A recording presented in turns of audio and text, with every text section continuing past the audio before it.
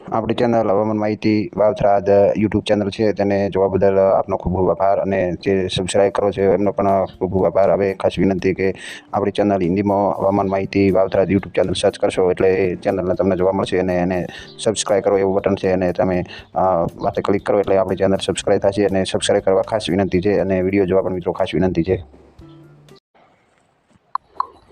નમસ્કાર, હવામાન માહિતી વાવથરાદ યુટ્યુબ ચેનલ ઉપર ખેડૂત ભાઈઓ મિત્રો આપનું વડીલું સ્વાગત છે. આજે 14 તારીખ છે અને આવનારા 5 દિવસો વિશે થોડીક હવામાન વિશેની માહિતી આપું.